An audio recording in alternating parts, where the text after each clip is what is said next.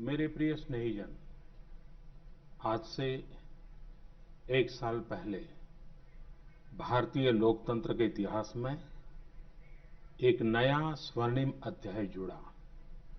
देश में दशकों बाद पूर्ण बहुमत की किसी सरकार को लगातार दूसरी बार जनता ने जिम्मेदारी सौंपी थी। इस अध्याय को रचने में आपकी बहुत बड़ी भूमिका रही है। ऐसे में आज का यह दिन मेरे लिए अवसर है आपको नमन करने का, भारत और भारतीय लोकतंत्र के प्रति आपकी इस निष्ठा को प्रणाम करने का। यदि सामान्य स्थिति होती तो मुझे आपके बीच आकर आपके दर्शन का सौभाग्य मिलता, लेकिन वैश्विक महामारी कोरोना की वजह से जो परिस्थितियां बनी हैं, उन परिस्थितियों में इस पत्र के द्वारा आपके चरणों में प्रणाम करने और आपका आशीर्वाद लेने आया हूं। बीते वर्ष में आपके स्नेह, शुभाशीष और आपके सक्रिय सहयोग ने मुझे निरंतर एक नई ऊर्जा, नई प्रेरणा दी है। इस दौरान आपने लोकतंत्र की जिस सामूहिक शक्ति के दर्शन कराए, वह आज पूरे विश्व के लिए एक मिसाल बन चुकी है। 6 साल पहले वर्ष 2014 में आपने, देश की जनता ने देश में एक बड़े परिवर्तन के लिए वोट किया था। देश की नीति और रीति बदलने के लिए वोट किया था। उन 5 वर्षों में देश ने व्यवस्थाओं को जड़ता और भ्रष्टाचार के दलदल से बाहर निकलते हुए देखा है। उन 5 वर्षों में देश ने अंत्योदय की भावना के साथ गरीबों का जीवन आसान बनाने के लिए गवर्नेंस को परिवर्तित होते देखा है। उस कार्यकाल में जहां विश्व में भारत की आन बान शान बढ़ी, वहीं हमारे गरीबों के बैंक खाते खोलकर, उन्हें मुफ्त गैस कनेक्शन देकर, मुफ्त बिजली कनेक्शन देकर, शौचालय बनवाकर, घर बनवाकर गरीब की गरिमा भी बढ़ाई। उस कार्यकाल में जहां सर्जिकल स्ट्राइक हुई, एयर स्ट्राइक हुई, वहीं हमने one rank one pension, one nation one tax, GST, किसानों की एमएसपी की बरसों पुरानी मांगों को भी पूरा करने का काम किया। वह कार्यकाल देश की अनेकों आवश्यकताओं की पूर्ति के लिए समर्पित रहा। वर्ष 2019 में, पिछले वर्ष, आपका आशीर्वाद, देश की जनता का आशीर्वाद, देश के बड़े सपनों के लिए था, आशा आकांक्षाओं की पूर्ति के लिए था। और इस एक साल में लिए गए सारे फैसले इन्हीं बड़े सपनों की उड़ान है। आज जन जन से जुड़ी जन मन की जनशक्ति राष्ट्र शक्ति की चेतना को प्रज्वलित कर रही है। गत एक वर्ष में देश ने सतत नए स्वप्न देखे, नए संकल्प लिए और इन संकल्पों को सिद्ध करने के लिए निरंतर निर्णय लेकर कदम भी बढ़ाए। भारत की इस ऐतिहासिक यात्रा में देश के हर कोने से, हर समाज, हर वर्ग और हर व्यक्ति ने बखूबी अपना दायित्व निभाया है। सबका साथ, सबका विकास, सबका विश्वास, इस मंत्र को लेकर आज देश, सामाजिक हो या आर्थिक, वैश्विक हो या आंतरिक, हर दिशा में आगे बढ़ रहा है। प्रिय स्नेहीजन, बीते एक वर्ष में कुछ महत्वपूर्ण निर्णय ज्यादा चर्चा में रहे और इस वजह से इन उपलब्धियों का स्मृति में रहना भी स्वाभाविक है।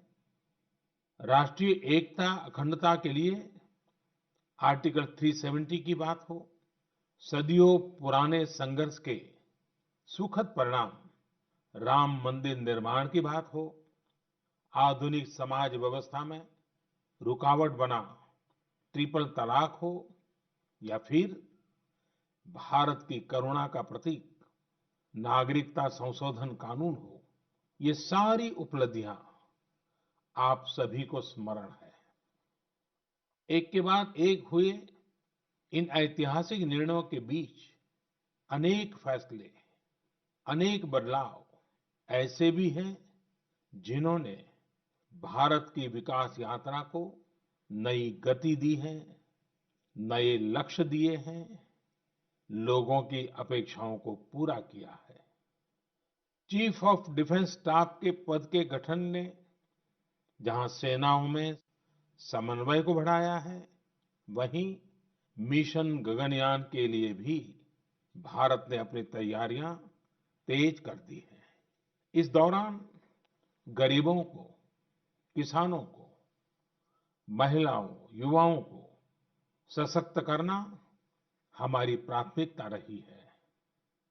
अब पीएम किसान सम्मान निधि के दायरे में देश का प्रत्येक किसान आ चुका है।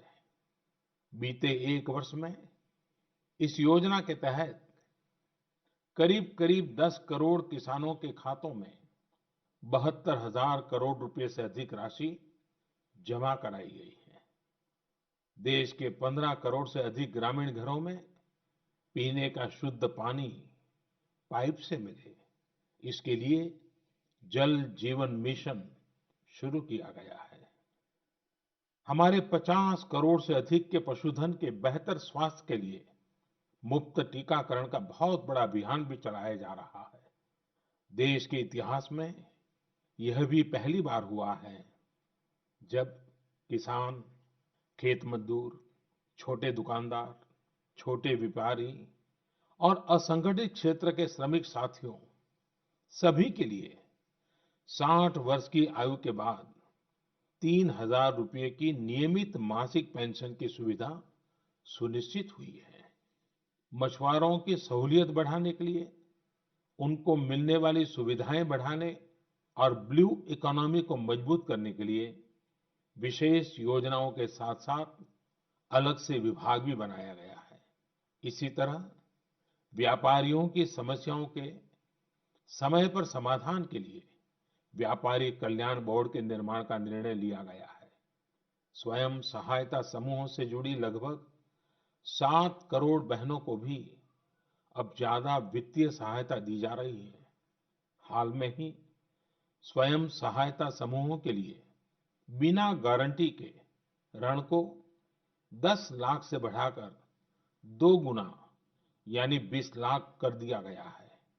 आदिवासी बच्चों की शिक्षा को ध्यान में रखते हुए देश में 450 से ज्यादा नए एकलव्य मॉडल रेसिडेंशियल स्कूलों के निर्माण का अभियान शुरू किया गया है।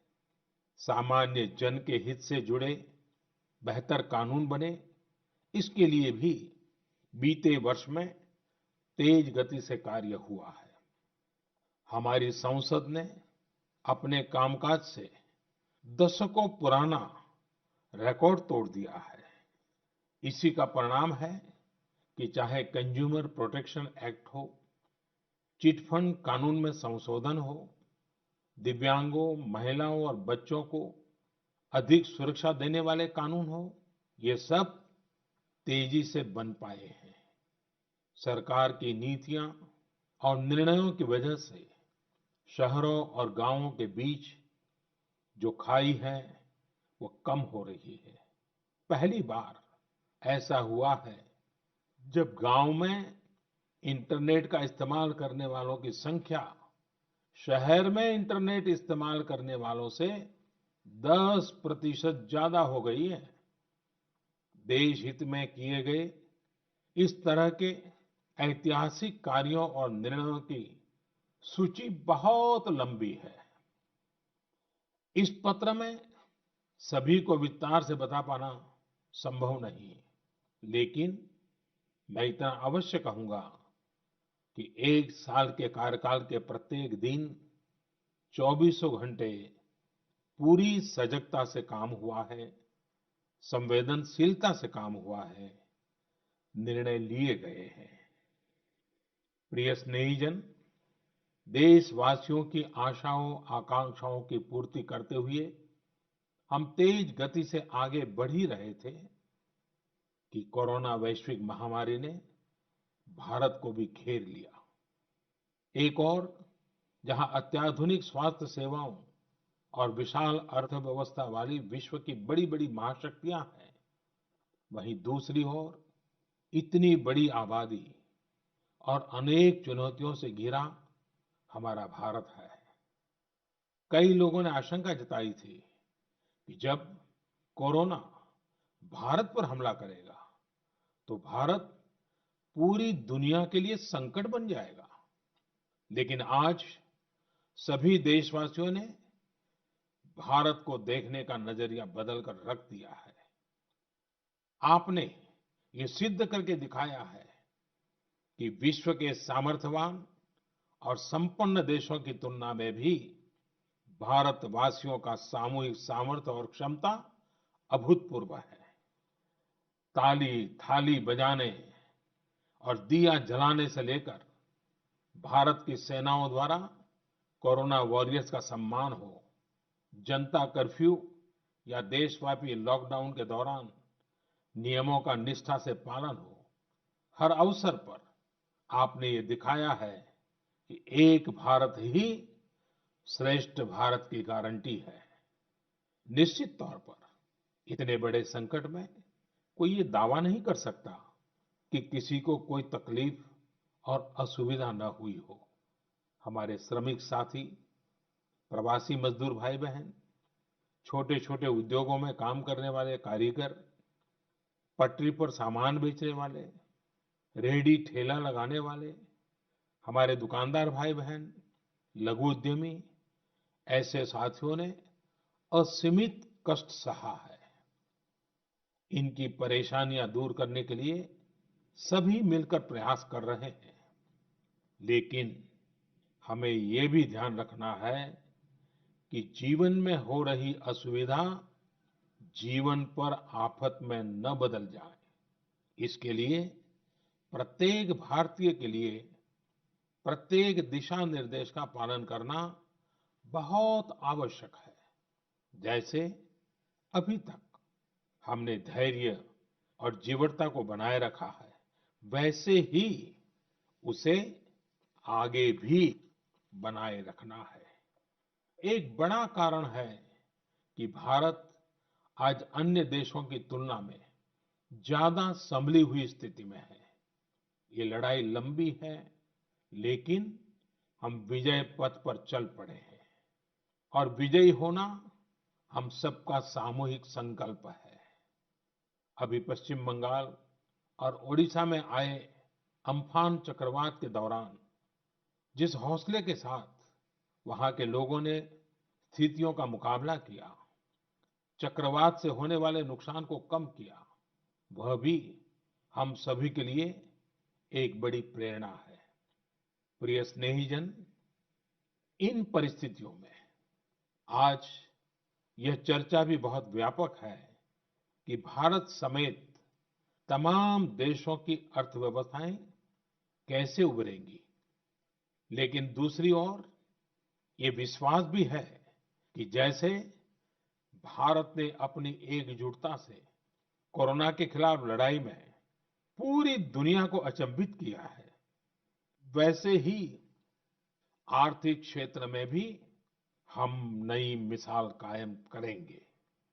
130 करोड़ भारतीय अपने सामर्थ्य से आर्थिक क्षेत्र में भी विश्व को चकित ही नहीं बल्कि प्रेरित भी कर सकते हैं।